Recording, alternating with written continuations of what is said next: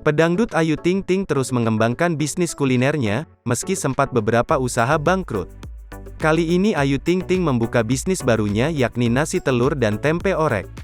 Namun, harga menu nasi yang dijual Ayu Ting Ting langsung panen nyinyiran. Pasalnya, harga yang dipatok Ayu disebut kemahalan. Seperti apa penampakan nasi yang dijual Ayu Ting Ting? Ayu Ting Ting mempromosikan dagangannya melalui postingan di Instagram beberapa waktu lalu.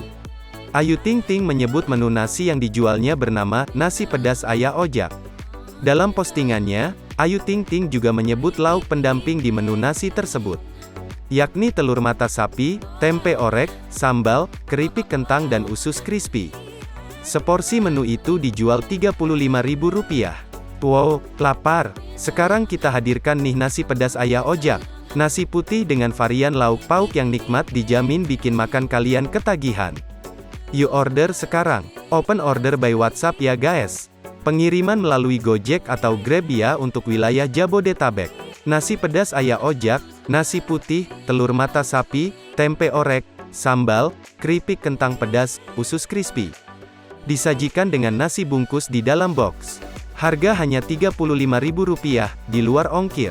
Bisa pesan untuk acara lainnya ya guys. Pesan sekarang, tulisnya, dikutip tribunjatim.com, Senin, tanggal 7 Februari tahun 2022.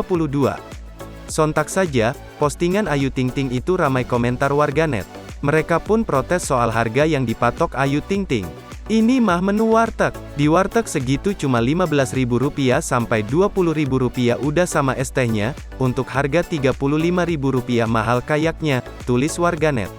Ayu Ting Ting beberapa kali memang membuka bisnis kuliner. Sayangnya, deretan usaha Ayu Ting Ting itu telah gulung tikar, dikutip tribunjatim.com dari gri.id. Pada sekitar tahun 2017, Ayu Ting Ting ikut membuka bisnis kue kekinian bernama Kuenya Ayu. Gerainya tersebar di Jabodetabek. Kuenya Ayu menawarkan cheesecake dengan aneka rasa, mulai dari rasa original, pandan hingga mangga. Untuk harga yang ditawarkan kisaran Rp29.000 hingga Rp45.000. Bisnis kuliner milik Ayu ini disebut-sebut memiliki harga lebih murah dibandingkan kue milik artis lainnya.